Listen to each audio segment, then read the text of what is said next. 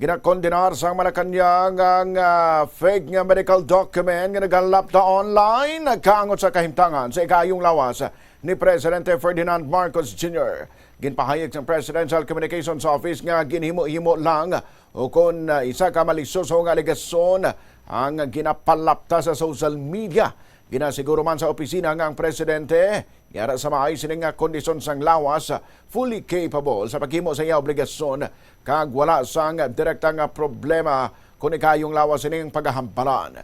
Ginkompirma man sa St. Luke's Medical Center nga ang dokumento ang peke kay gilaman ginpahayag ang impormasyon sa ilang mga pasyente ang nagapabilin nga pribado kon confidential. Sa karon ang Presidente yara sa idalam sang observation bangod sa diverticulitis kagilaman ginatag nga wala sang kamatuoran ang nagalapta nga mga impormasyon nga kinahanglan sini sang operasyon.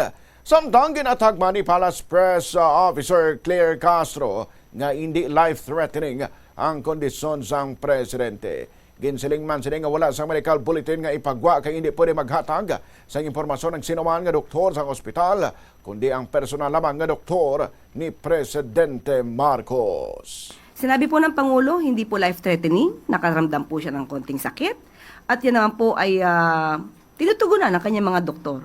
At ngayon po ay nakikita natin sa iba-ibang pang activities katulad po ng oath-taking sa harapan po mismo ni General Nactates, makikita at naka-attend pa po siya ng EDC. Halos umabot po yata ito ng 2 oras. So, hindi po tayo makakatugon sa mga source na hindi nababanggit kung kanino galing. Kung sinabi ng Pangulo na hindi to life-threatening, so ba't kailanganin po sa ngayon ang medical treatment, or rather medical bulletin? Samantalang kami naman po ay nagpo-provide sa inyo kung ano ang kalagayan ng kalusugan ng Pangulo. Mas reliable po siguro mismo ang Pangulo nagsasabi kung ano po ang kanya nararamdaman.